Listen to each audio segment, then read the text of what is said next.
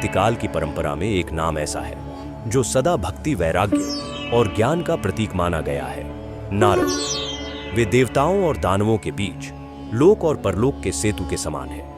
उनके मुख से निकला नारायण नारायण केवल एक नाम नहीं, बल्कि चेतना को जागृत करने का मंत्र है। परंतु जहां चेतना है वहां परीक्षा भी है, और जहां भक्ति है वहां अभिमान का सूक्ष्म बीज भी कभी कभी पनप उठता है।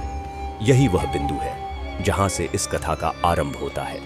एक समय की बात है, नारद जी के मन में धीरे धीरे यह भाव जन्म लेने लगा कि इस पृथ्वी पर उनसे बढ़कर भगवान विष्णु का कोई भक्त नहीं है।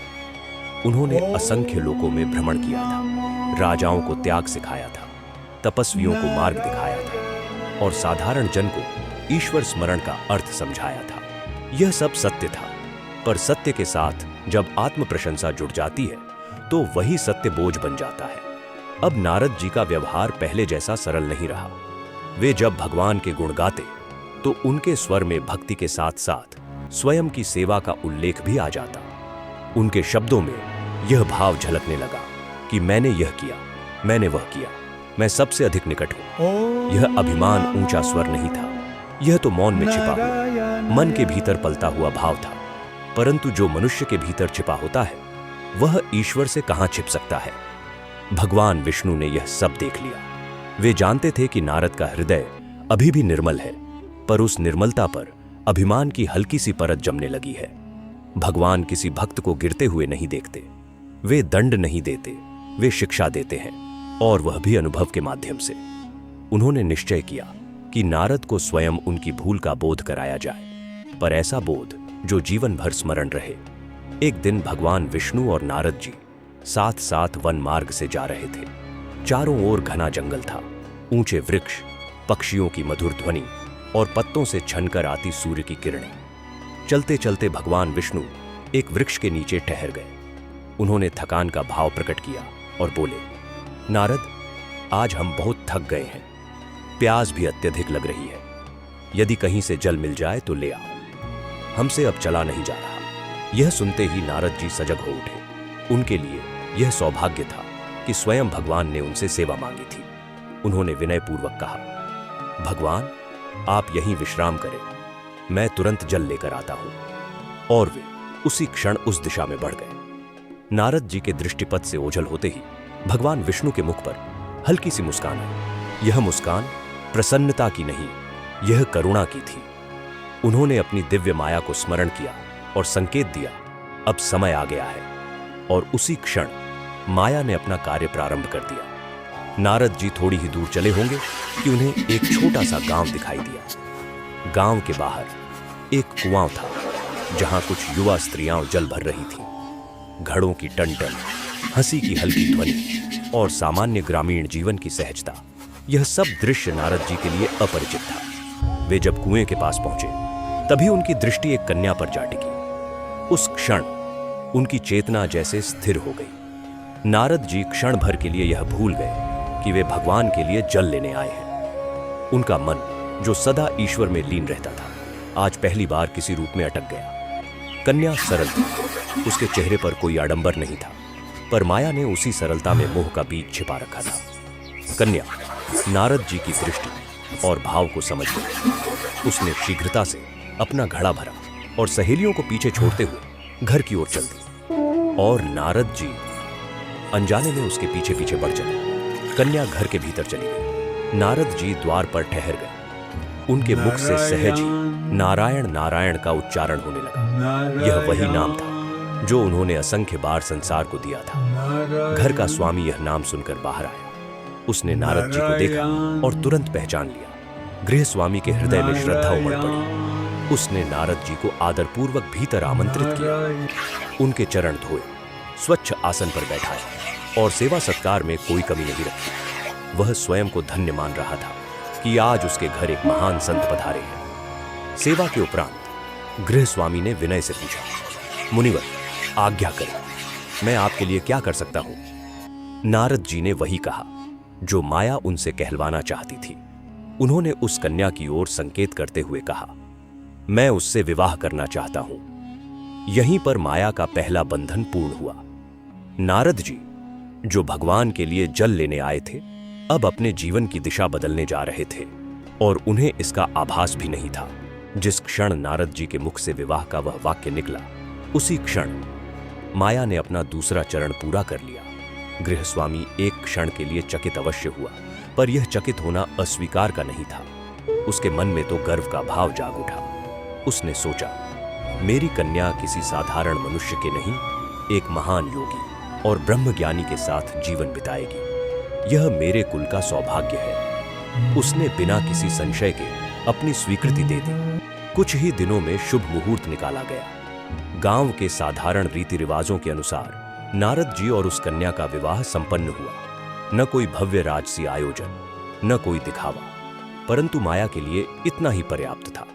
विवाह के साथ ही नारद जी को उसी गांव में रहने के लिए थोड़ी सी भूमि भी दे दी गई, ताकि वे खेती करके अपना और अपने परिवार का भरण पोषण कर सके। यहीं से नारद जी का दूसरा जीवन आरंभ हुआ। जो वीणा कभी नारद जी के हाथों से अलग नहीं होती थी, जो उनके जीवन की पहचान थी, अब वह एक खूंटी पर टंगी रहने लगी। वह वीणा मौन थी और उस मौन में नारायण का नाम भी धीरे धीरे धुंधला होने लगा।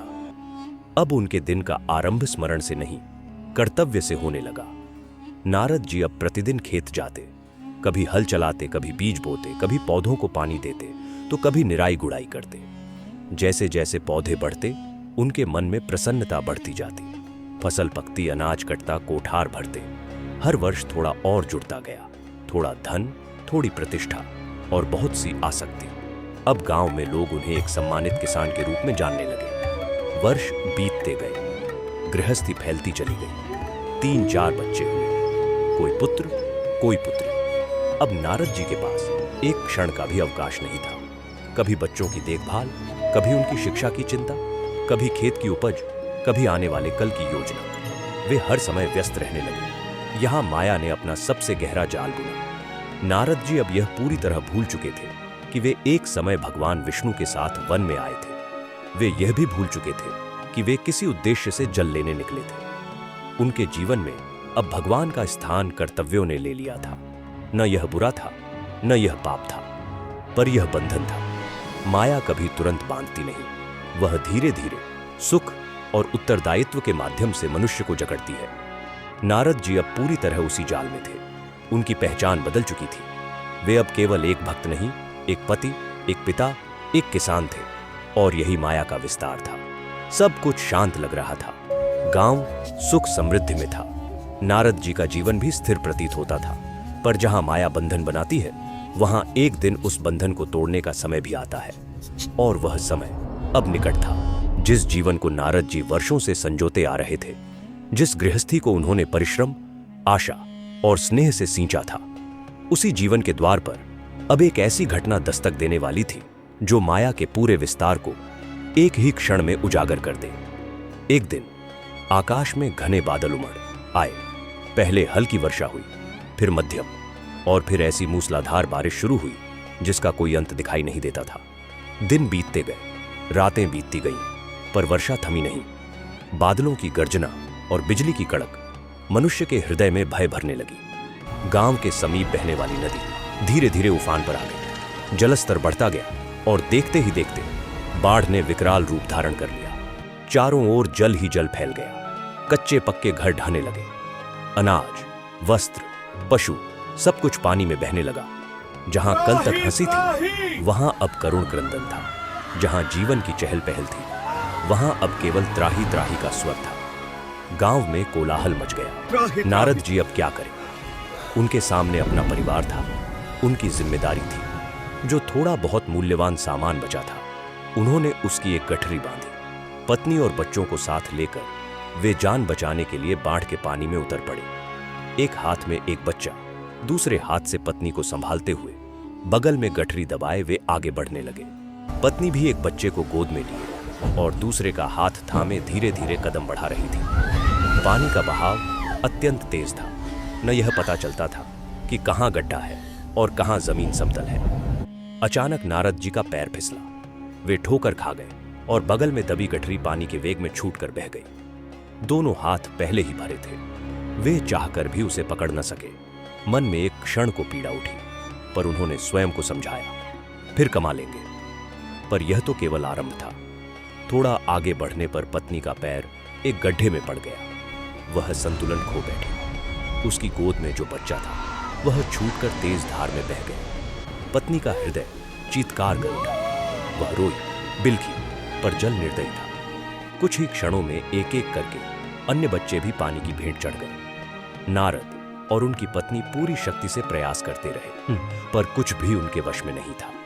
अब दोनों केवल एक दूसरे को थामे ऊंची जगह की तलाश में भटकते रहे।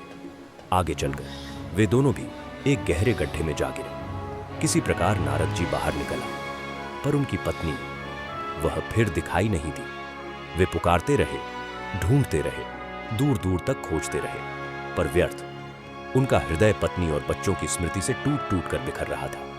उनकी पूरी गृहस्थी एक ही क्षण में उजड़ चुकी थी। अत्यंत दुख और निराशा के उस क्षण में नारद जी के मन में अचानक भगवान का स्मरण हुआ, और उसी स्मरण के साथ उनके भीतर एक दिव्य प्रकाश फैल गया।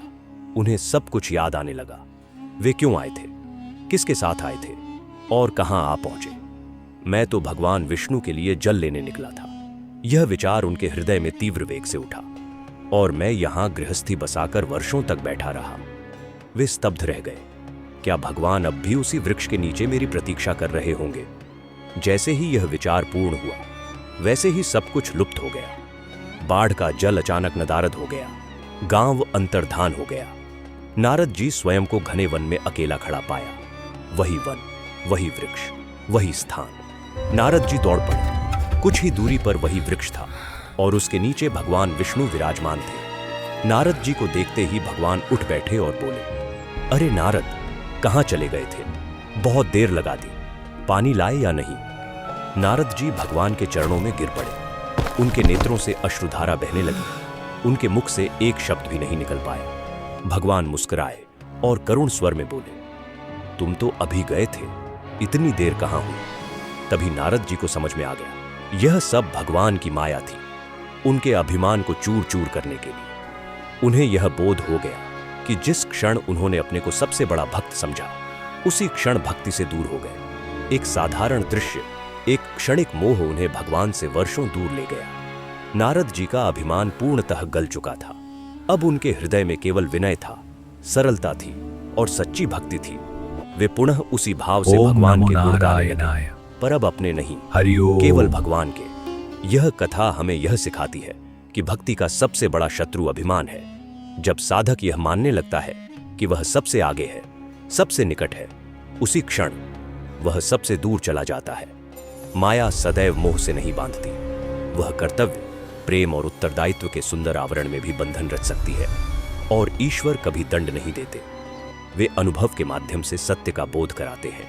जो सीख शब्दों से नहीं मिलती, वह जीवन के एक ही क्षण में स्पष्ट हो जाती है। यही इस कथा का सार है, यही इसका संदेश है, और यही इसका शाश्वत सत्य।